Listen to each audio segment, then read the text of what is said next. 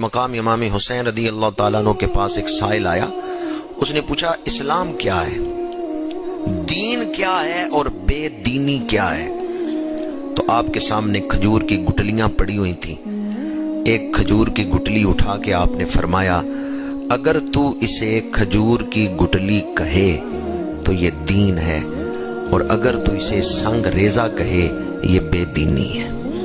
کتنا جامع جواب دیا ہے کہ حقیقت کو ماننا یہ دین ہے اور خلاف حقیقت بات کرنا بے دینی ہے. یہ جواب دیا امام علی مقام نے کہ دین کیا ہے. حضور تشریف لائے، ہمیں کسی دھوکے میں نہیں رہنے دیا، ہمیں حقیقت سے آشنا کیا ہے.